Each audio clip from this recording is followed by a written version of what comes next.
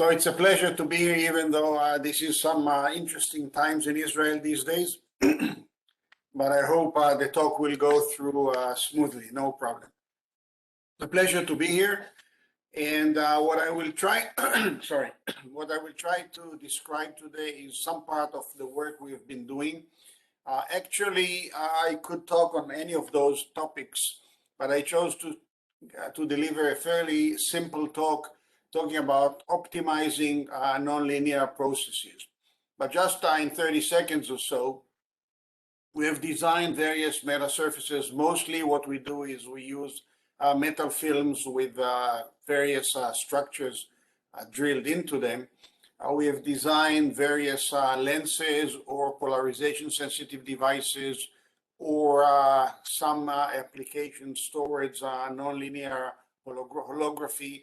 And if I have time at the end, if the chairman allows me, I will speak for 5 minutes about these interesting composite multi-layer surfaces. The people who contributed to this particular talk are 3 students and postdocs. One is Yael Blechman, who is presently a student at the Technion, and then 2 very talented postdocs, Basud Hussein, presently in Germany, and Euclides Almeida, who has obtained a position in New York. All right, so the question is, you want to obtain some nonlinear optical response. How do you optimize your metasurface such that the optical response will be strongest or best or most suitable or whatever it is that you want? My favorite four-wave mixing response, my favorite nonlinear response is four-wave mixing. Probably familiar to everyone, where you have input of omega-1, output of omega-2, another input of omega-1. This could be a different frequency, and a generation of a new frequency, omega-4 wave mixing. Now, typically, I grew up in atomic physics, so what you do is you tune your lasers to the molecular levels or atomic levels such that you get resonance enhancement of your nonlinear response. Here we cannot do it, so what we do is the opposite. We choose fixed frequencies for the lasers, and we tune our energy level. This is a degree of freedom we do not have with fixed elements such as molecules or atoms. Okay, let me carry you back quite a while to this very nice result from, I think, 15 years ago, where the people looked at 2 discs, 2 metal discs, gold discs, of a certain radius and a certain distance, and they changed the distance between the 2 discs, about 100 nanometers each, from 10 nanometer to 250 nanometers, and then they checked the spectrum, the response of 2 different polarization, one along the axis of the 2 discs and one perpendicular to it. And what you see here, that at the relatively large distances of 250 nanometer, the 2 spectra are essentially the same. When you go to smaller distances, there is a huge difference. There is some indication that the particles know of each other. Now, the question that you ask is, where do they stop knowing about each other? It's about here, 25, 30, 40 nanometers. They're not aware that there is a second particle somewhere. And this is also fairly easy to understand because the evanescent field from within the metal outside decays with this range. So if the field outside the particle, outside the metal has decayed, then there is no reason to assume that this particle will know about the existence of the other particle. All right. What we did was we chose to work with metal films with nanocavities, and we looked, first experiment quite a while ago with Adi Solomon and Joseph Ziz in Paris. We looked for the second harmonic from these nanocavities. So we illuminate with omega, we looked for the response at 2 omega, and what you see is that the individual triangular cavities, they each give you a signal, some stronger than others, some very much stronger than others, but I will not talk about it today. But you get second harmonic generation from these structures. All right. Then what we did, we wanted to see if the structures talk to each other. So we took 2 cases, one of 3 cavities or 3 holes in a metal film, and one of 3 particles. So here we milled the holes out, and here we milled the rest out, and we left the particles. And what you see is you see the response for the two polarizations. Here with the particles, which is quite common to most what everybody's doing in e-beam lithography, you generate particles. The two polarizations give you more or less the same result. Here, there's a very strong difference. Namely, for this polarization, we see that there is a strong coupling. Here, there is very little response. So those particles or those holes know of each other at distances of about 300-400 nanometer, which is what we see here. So this requires an explanation. Why do we see any coupling over such large distances? And again, if you think about it for a minute, the explanation is quite simple. For the nanoparticles, for the nanodisks, the evanescent field decays in air or in vacuum over the short distance of a few tens of nanometers. For the nanocavities in the metal film, the decay is not into vacuum, but the decay is into the metal. Another question is how far can plasmons propagate in the surface plasmon, how far they can propagate in the metal. And the question is whether the metal supports such propagation, whether the wavelength is such, whether the metal is smooth and high quality, etc., etc. But it's not surprising that you can couple those plasmons over longer distances. But if this is the case, then immediately that gives you the degree of freedom of designing your metasurface, because now you're no longer depending on the properties, shape, etc., of an individual cavity, individual particle, but rather you can design the entire surface. So the goal here was to optimize four-wave mixing in a metallic nanocavity.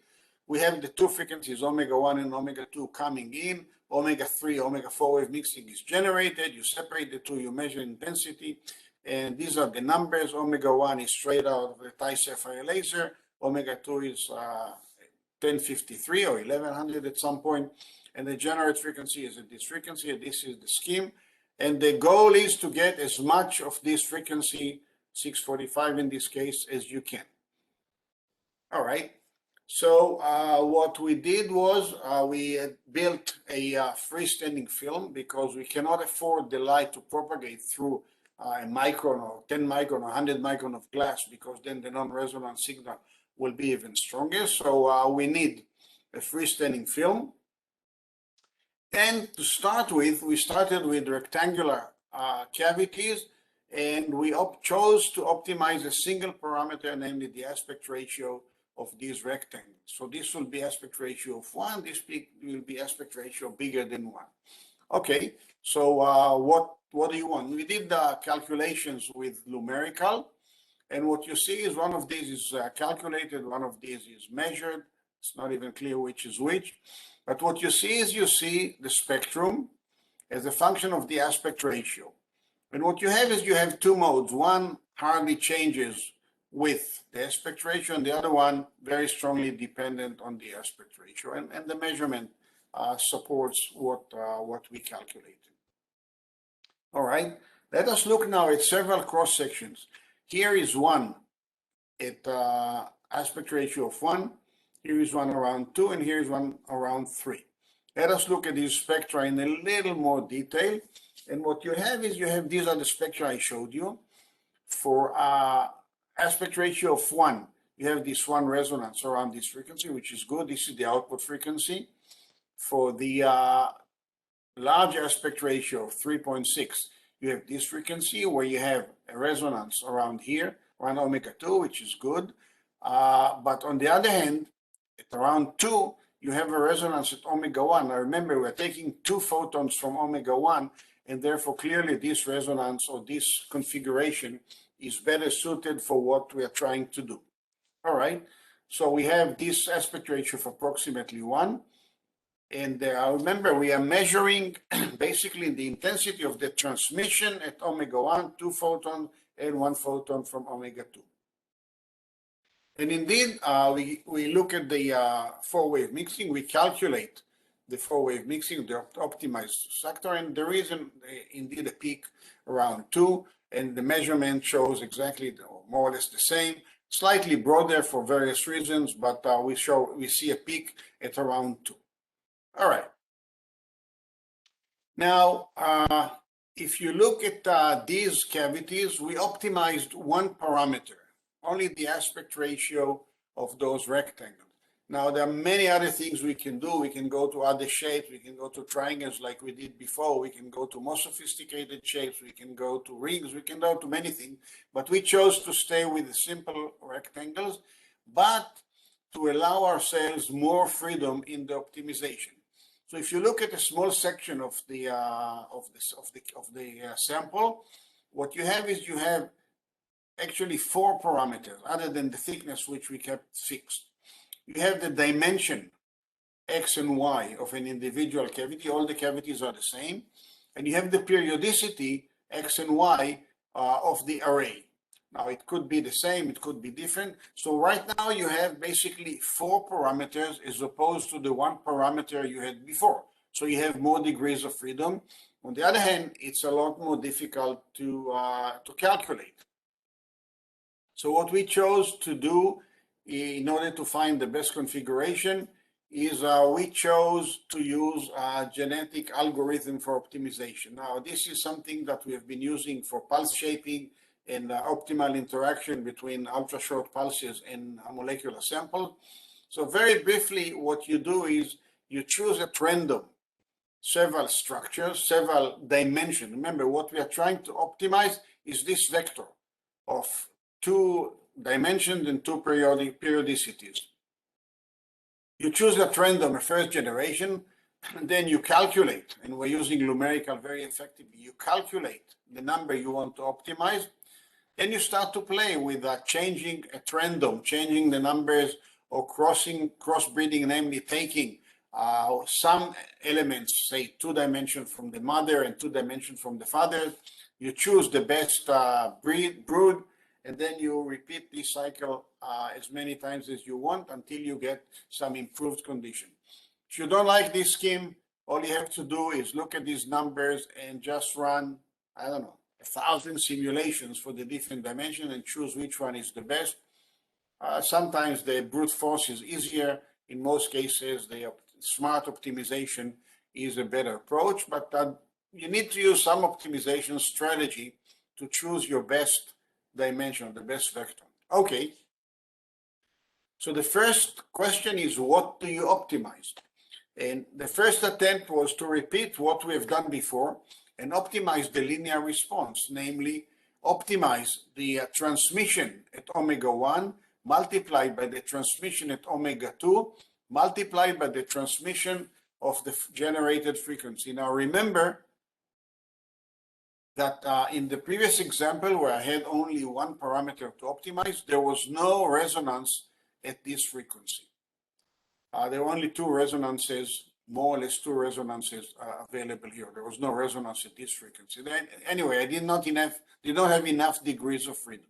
Okay, so you run this optimization and you find out that indeed you can generate a spectrum which, thinking naively, would be an excellent result because it has resonances at all 3 relevant frequencies, omega 1, omega 2, and omega 4 wave mixing. All right. The best fit was for these dimensions, namely the rectangle dimensions are 400 by 100 nanometers, which are easy to fabricate with FIB, with the focus ion beam machine, and the periodicity was 860 by 620. All right. So this is one result. Then we did the next thing, the next result, or the next search, where we could calculate, we learn how to calculate with the FDTD, calculation on numerical, to calculate directly the nonlinear 4-wave mixing calculation. It was not easy, but it's doable. The details are in the paper. And what we are optimizing now is not some function, artificial function of transmission, which basically is not related to the 4-wave mixing, but an indication, intuitive indication of the intensity, but rather we optimize the directly calculated 4-wave mixing intensity, which we can calculate. All right, so we run the optimization, and we get a different result. We get that the best fit, namely the strongest 4-wave mixing intensity, will be at rectangle size of 260 by 130 with a periodicity which is slightly different than the previous periodicity. To remind you, these were the numbers before. Now, the periodicity is not very different, but these numbers, 260 by 130 as opposed to 400 by 100, are very different rectangles. Okay, fine. So in principle, you do different optimization, you may expect different results. But then we started to look at the linear spectrum for those two configurations. And what you have is in the green and the blue, you have the two linear spectra. The green spectrum is what you have seen before, which is the calculated for the linear optimization. And the blue spectrum is what was derived now for the direct nonlinear four-wave mixing calculation. And you see that the two spectra are very different. Now, the calculated result is that the four-wave mixing coming out from this blue configuration is 3 times bigger. But this is strange, because anybody who comes from atomic physics or molecular physics will tell you that if you have 3 resonances, your nonlinear response will be much stronger than if you have 2 resonances. And indeed, this is a strange result. Okay, so we measured the linear spectra based on this calculation, calculated, measured, so the spectra indeed behave as calculated. We measured the four-wave mixing intensity. It's difficult to interpret these block diagrams, but let's leave it alone. But the efficiency is very similar. You see the numbers are similar. And the efficiency of the generated four-wave mixing is comparable to BBO, which is a provocative statement, which if I have time and if anybody asks, I will be happy to explain. Okay, but again, this is a strange result because the spectrum with the 3 resonances gave a four-wave mixing which was weaker, at least not much stronger than the spectrum with the 2 resonances. And this is a very counterintuitive and unexpected. All right, so what is going on? To do what is going on, I'm showing you now movies simulating the field distribution inside the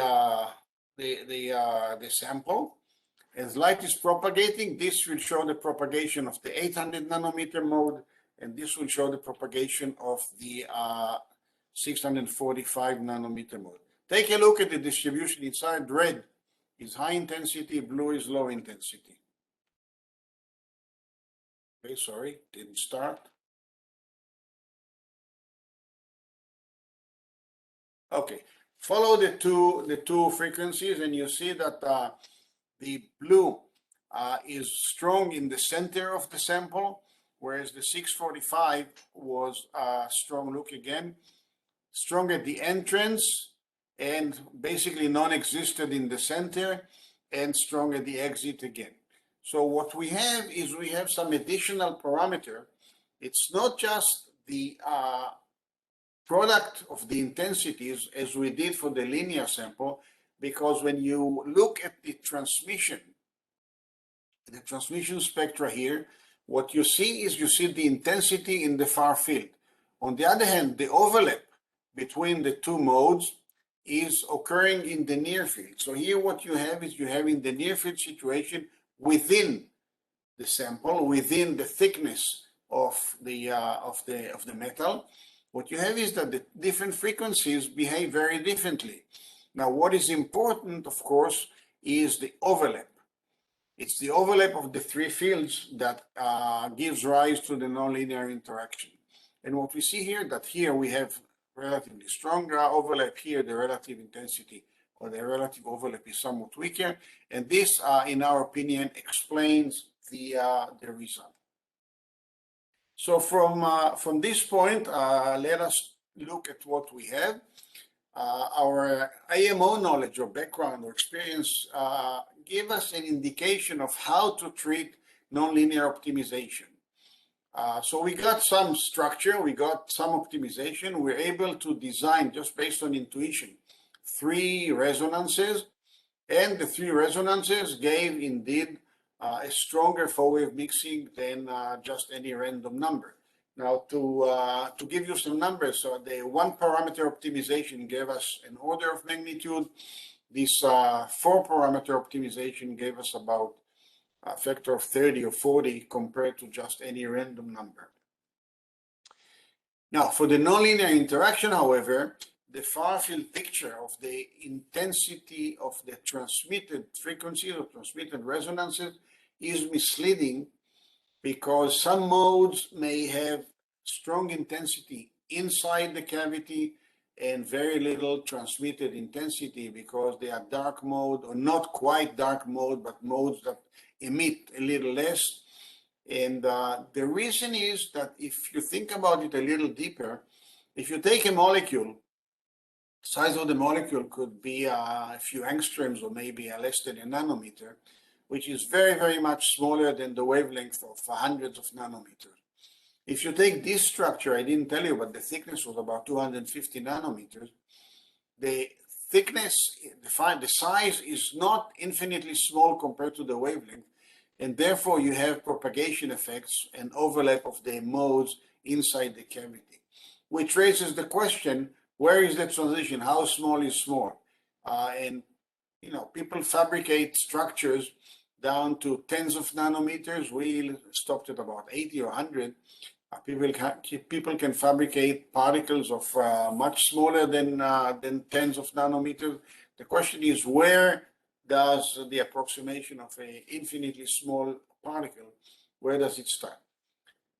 This is the message I would like to convey from this part of the talk, and I think I have another 5 or 7 minutes. Let me talk about totally different topic, but I think it will be interesting, and this paper has attracted some interesting attention of composite multi-layer surfaces. So this is just an artist's conception, but the idea is that we learned how to do multi-layer e-beam lithography. So forget now the metal film, we're back to e-beam lithography of metal structures. And what we did is we designed our own fabrication method down in the basement. And basically the approach is very simple. You spin coat whatever it is that you are using, whatever material, you expose and you deposit your metal films by e-beam. So you have your particles. You see here that you have the layer, and then what you do is you do it again. You lift what you don't want, you deposit a second layer, and again you repeat the process. And when you're done, you can have 2 layers of different structure. These are angle antennas that we use for some other experiments. You can get, with good marking and good technology, you can get overlap of much better than 100 nanometers, probably a few single nanometers of overlap between the layers, which is basically good enough for what we are doing when we're using particles of about 100 nanometers. So what did we do? In this case, we fabricated a double layer structure where you can see here that below we have those antenna going this way, and here we have this triangular antenna going that way. And you can imagine right away that one of them will talk to one polarization and the other one will talk to another polarization. And what you have is you have in one structure, you have polarization sensitive gratings. And if you shine your light on it, this, in addition to being sensitive to polarization, was generating the third harmonic. So what you see is the third harmonic light. This is the input, and in one case it is fired up, in the other case it's fired to the side. So you can design whatever surfaces and whatever control you want over your polarization by controlling, in this case, 2 layers. All right.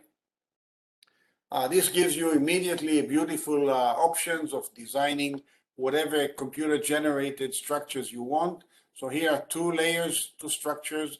This is the dimension, so these are fairly small structures. One of them for the Hebrew letter Aleph, the first letter. One is for the Hebrew letter Shin, which is the next to last letter. Those letters were chosen by my Brazilian postdoc who happened to like the shape of these letters. And what you do is, you can do the same, of course, for Chinese letters, and you can design your metasurface to generate the image at different distances, different positions. In this case, one image for this polarization was generated at this 100 micron distance, and this one was generated at 200 micron. And this, in the jargon, is called towards holography, because you can control different depth, you can control different images at different depth. Now, of course, very primitive, but this is still something you can do. And if you want to play games, you do 3 layers. Each one of them respond to a different polarization. And if now you rotate the polarization plane of your incoming light, you have illusion of motion. And in principle, you can make 3-dimensional holograms in movies, etc. These are all good words for making the paper a little more attractive. All right, in reality, how does it work? We designed a 3-layer structure with gold, silver, and aluminum. And the idea was that each one of them will be optimized for different wavelengths. The idea was to generate an RGB, red, green, blue, achromatic lens that will not have chromatic aberrations. You know very well that there are chromatic aberrations for many lenses. The way it is solved is by, in optics, by multi-element lenses. Here we wanted to do it on a single substrate. Now, gold is not very good for the blue or for the UV, and the others, the silver, is very good for the green. So we designed 3 surfaces, and we optimized the 3 resonances. These are the shapes. And indeed, you can generate focal planes as you wish. And this is a picture, this is almost diffraction limited. And this is a picture of the focus of this lens at one place without aberration. If you look at more specifics, these are the different colors focused to different distances, and these are large separation. This is 1 millimeter, this is 0.75. So this is a significant aberration because it's a tight lens. And once you correct for it, you can have images. And if you look at the specifics of the aberration, this is the dispersion at the different frequency. This is the focal distance. You see there are large distances. And once you correct, you move this section from here to here and this section from here to here, and you get around 1 properly focused. You can have a very small degree of chromatic aberration, which is nice. Now, this is for 3 distinct frequencies, discrete frequencies, which is how most of the projectors, for instance, work. Other people did many other much more sophisticated designs with various particles to have a continuous range, say from 450 to 600. Most of them in the telecommunication range, not too many in the visible range because the materials are less friendly and it was quite difficult, and we had to use 3 materials. Okay, of course, if you design your mask properly, you don't have to get a single focus. You can get optical angular momentum. So this is L equals 1, this is L equals 4. And if you go through the focus for the L equals 4, now I'm changing the plane of observation. And what you see is that at the center, there is a focus, and then there is a 4 lobe, etc. So this is done. We even dream of using devices like this for a STED experiment, where you can both focus the light, the green light in the center and the red light around it, but this is for the future. All right, let me skip that. And the take-home message from this part is that if you go into the trouble of building multi-layer structures, you can, of course, phase control each one of your layers independently. And the design is conceptually much simpler. The performance or the fabrication is not, but the design is much simpler. People are using various strategies to obtain, say, aberration correction with non-metallic structures. Losses are lower. There are some other advantages. People use a single layer with much more sophisticated designs. But we thought, and we still think, that since the fabrication is not unusually complex for complex fabrication strategies of today in fabs, this might be an interesting option. For instance, for aberration correction, RGB lenses, potential holographic usage, and nonlinear response. So this is something to carry with you. And with this, I will stop. And if you have any questions, I'll be glad to answer them. This is an aerial picture of the Weizmann Institute. And most of this work was done here in this building. Thank you. Thank you, Yehiam. So there is a room for questions. So please, if there is anyone who wants to ask in the audience, go ahead.